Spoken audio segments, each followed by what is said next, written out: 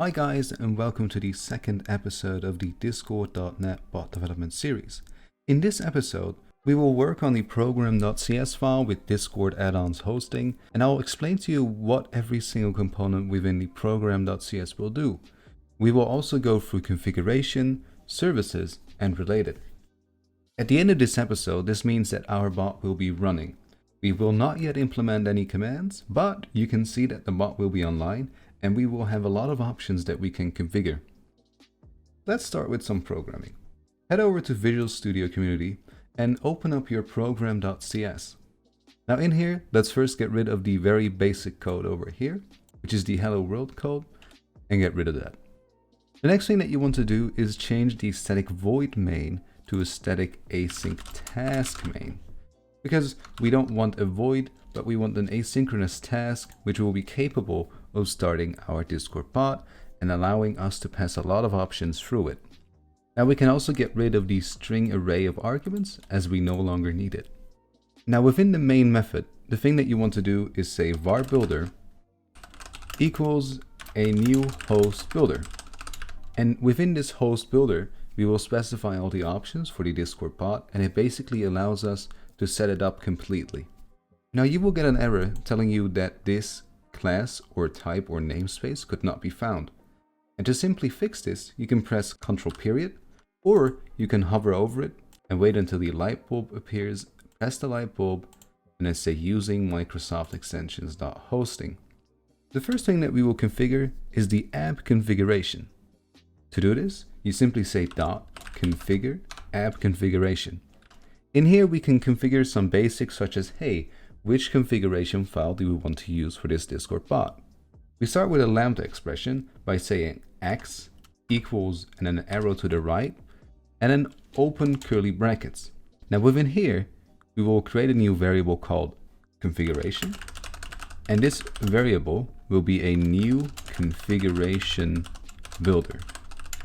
Now again, this type or namespace would not be found. Hover over it, click the light bulb and say using Microsoft extensions configuration.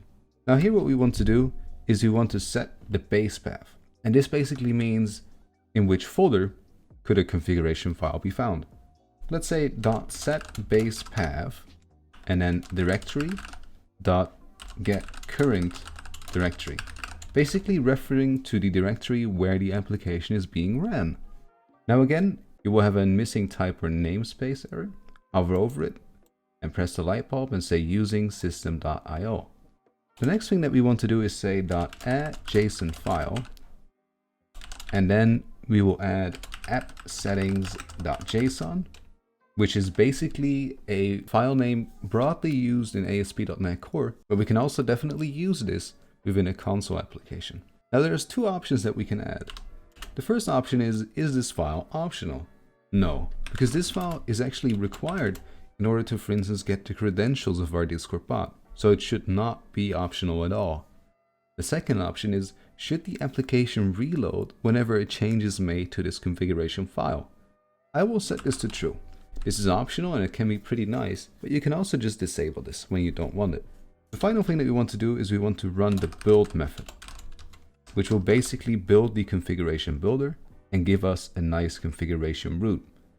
When that's all done, we simply say x, referring to the iHost builder that we got here, add configuration, and then the configuration root that we just created.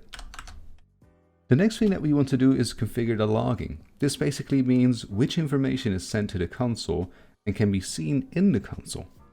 To do this, you simply say configure logging.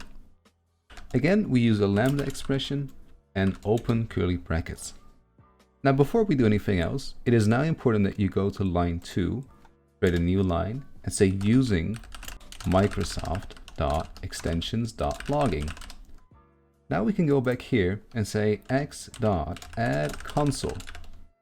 This basically means that the console will now be used to send all logs to. The next thing that we want to use is say x.set minimum level, and then we can provide a log level.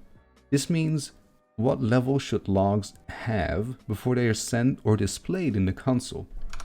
There's a few options you can pick from: debug, trace, information, error, and warning.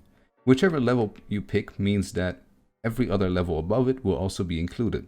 So the lowest level would be trace, the highest level will be critical. Now for development purposes, I will pick debug. The next thing that we can configure is the Discord host. This basically means what log level should Discord have and what are the credentials of our Discord bot. To do this, we simply say .configure Discord host. Now again, we will get an error. Just hover over it, press the light bulb and say using Discord add-ons hosting. Now here, we want to pass in a type, which will be a Discord socket client. Then we use parentheses and we use them again. And then we again make a lambda expression using context and config. And we have a lambda expression and open curly brackets. Hover over Discord socket client, click on the light bulb and say using discord.websocket. We will do this a lot more times because sometimes we want to use something that we don't already have a using statement for over here. This is also discussed in season 1. Now in here what we will say is config.socketconfig, referring to the socket config of the Discord socket client, equals a new Discord socket config. Then we use the curly brackets again, and the first thing that we can say here is the log level. Which log level should Discord actually use and maintain? Now for this, we again have a lot of options, the lowest one being debug, the highest one being critical. Now for this, I will again use debug. You can also pick verbose, which is a bit more above debug, but I will stick with debug. The next option that we will say is always download users, which means that whenever you request a user, which for instance we have also done in season 1, you can pick whether or not to always download them. And a better description is also given here. Get source set whether or not all users should be downloaded as guilds come available. And a more proper description of that is right under it. By default, the Discord gateway will only send offline members if a guild has less than a certain numbers of members. This behavior is why sometimes a user may be missing from the WebSocket cache for collections such as socketguild.users. Now, it might be nice to enable this or disable this depending on what purposes or features your Discord bot has. I will set this to false for now, as there is no reason really that we should need this. The next option is the message cache size, which again is explained if you hover over it. Gets or sets the number of messages per channel that should be kept in cache. Setting this to 0 disables the message cache entirely. Using the cache to save messages is a lot more convenient. It's faster, and it's also in some cases a bit more safe. We will set the message cache size to 200, but again, you can adjust this to your own liking. Now when you're done, end with a nice semicolon over here. And now it's time to give the token to our Discord bot. This can be simply done by saying config.token, referring to the token, equals context.configuration, and then we use the square brackets, and then we refer to the token. This actually refers to the settings file that we provided over here. And if we then create a JSON file, it will then search for a key token, grab its value, and put it as the token of the Discord bot. Let's quickly do that before continuing. We head over to here, right-click our project, say add, new item, and in here you can either search for JSON and click the JSON file, but if that doesn't appear, you can also simply just use a class. You call it appsettings.json, get rid of the contents, use curly brackets, and then we use parentheses like these, and then we can provide a key. The key of this value should be token, and the value should be the token itself. Where do we find the token of our Discord bot? Simply head back to your browser, and you should be at this page, discord.com/developers/applications. Let's head back there real quick, click our bot, we go to the bot section over here, and then you can here copy your token. Head back to Visual Studio, paste in your token over here, and now there's an actual token in your configuration file. If we head back, we can now actually use this because it's grabbed from the configuration file. The key token gives the value that we just passed over here. Now we head back to program, and the next thing that we can do is let our program know to use a command service. And we can also configure the command service a little bit. Let's start by saying use command service We again create a lambda expression with context and config, curly brackets, and here we can say config dot, and then there's a lot of options that we can go through. Now, the first thing that we will go through is case sensitive commands. This basically means, say we have a command that's ping. Now, usually you would just execute it like this. But what if someone executes it like this? This all depends on if you have case sensitivity enabled or not. Now, we want our bot to respond in both cases. And in that case, you can simply say case sensitive commands to false. If you do want commands to be case sensitive, you simply set this to true. The next thing that we can configure is the log level. Again, there's a few levels that you can pick from. The highest one being critical, the lowest one being debug. Now I will again go with debug. The final option that we will configure will be the default run mode. This means that when a command is ran, should it be on its own thread or should it just be on the gateway? A simple way to explain this is this. For instance, let's say we have a command that lasts about 5 seconds called test. Now if someone were to execute this command, it would take 5 seconds before the bot replies, and then it's again capable of handling new commands. This means that when 2 people execute the test command at the same time, one of them would have to wait 5 seconds until the other person is done running the command. But if we give each command its own thread, it means that even if 10 people execute the test command at the same time, they will all get a response at the same time. By default, setting this to async, meaning that you would have a separate thread per command, is not really great. You would be better off setting this per command, or if you have a really big bot with lots of features that take a lot of time, you could set this to async. But for our bot, we're going to set this to run mode.sync. Now you can see that we're directly referencing the namespaces over here. This is actually not necessary at all. You can get rid of them, just like this, and this. And then you simply hover over them, press the light bulb and say using Discord. Just like this. Now for run mode, you hover over it again, press the light bulb and say using discord.commands. The next thing that we can say is configure our services. Configuring services basically is about dependency injections. Now I will not exactly go in depth about dependency injections, but basically what it means is, for instance, if you have a constructor where you request a certain class, for instance, your Discord bot or your Discord socket client, you will usually inject that into your class. This means that you're using dependency injection.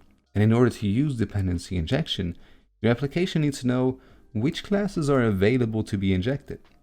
This also allows you to, for instance, when you're using an interface, which you will see a lot happening in, for instance, ASP.NET Core, say you have a data access layer and you have an interface that tells you all the methods within a data access layer. For instance, create a user, get a user, update a user, etc. Now, your programmer has actually made 2 data access layers, one that's supporting SQL and one that's supporting MongoDB. Now, with dependency injection, you can tell what class the interface should implement. This allows you to pick either between, for instance, SQL or MongoDB, depending on your needs. Or for instance, if you want to sell it to a customer, you could simply just configure this because you have multiple data access layers. This is also what we can do in .configure services. We can configure all the services that are used throughout our application, give them a certain implementation, or we can tell, for instance, that the command handler should be running as a hosted service. Let's check it out. We again do the same as that we've done a couple of times now. We will create a new Lambda expression using the context, but then instead of the config, we will now use services. We make the Lambda expression, use the curly brackets, and in here we say services, create a new line, dot add hosted service, and then we say our command handler. Now we hover over this, click on using Microsoft extensions .dependency injection. Now let's tab this so it's nicely styled, and you will notice that we now get an error on command handler because it doesn't exist. And pressing on the light bulb doesn't just give us a reference that we can use. We will go over the command handler in the next episode, so for now, select these two lines and just comment it out like this using Ctrl K, Ctrl C. The final thing that we will do is we will say .use console lifetime. Now, add hosted service basically means, as I explained previously, that our command handler should be running 24/7, or more specifically, as long as our application runs. In the command handler, we can, for instance, bind methods to events, and therefore the command handler needs to be running and running and running. We will go in depth about that a little later, but for now, let's continue and get our bot up and running. The next thing that we want to do is create a new variable called host. Now this should actually refer to the builder that we just made, and then we say build. So we're going to build the builder, giving us a iHost. Now the last thing that we want to do is say, using this iHost that we just made, we will await host.run async. And that's basically all the code that we need in order to run our bot. Let's give it a try. Press the run button over here.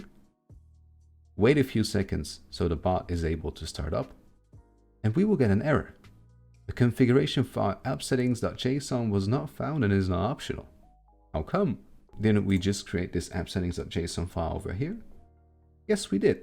But if we read that error message again, for instance here in the debug menu, we can actually see that it's referencing to watermelon/bin/debug like core app 3.1 appsettings.json. So it's not referencing to this folder. To fix this, all you have to do is click on your file and you will get a nice menu over here. If you don't, right click it, go all the way down and press properties. Now what you want to do is go down here and there will be an option saying copy to output directory. Click on it, click over here and say copy if newer, meaning that this file will now be copied to the output directory of our program if the file was newer. Let's try it again. When you run the program now, it will actually copy the file over. The bot's now up and running, and this means that we can start actually seeing the bot being online. But we didn't add the bot to any server yet. Let's head over to our browser. In here, there's also a tab called OAuth2. Click on it.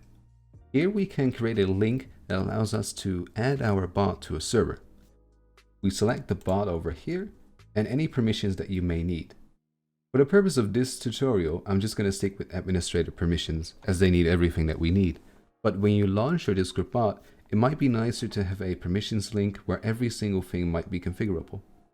For now, press administrator, click the copy link over here, open a new tab, and just open it. Now select the server that you want to add to bot to. For this, I will just use the Watermelon testing server. Press continue, press authorize, fill in the CAPTCHA, and then it's done. Now if you head back to Discord, you will see that the bot's up and running, and now we can start working on the command handler. I hope this video was helpful, and I hope to see you in the next one. In the next episode, we will talk a bit more about the command handler and how we can create our own commands. See you later.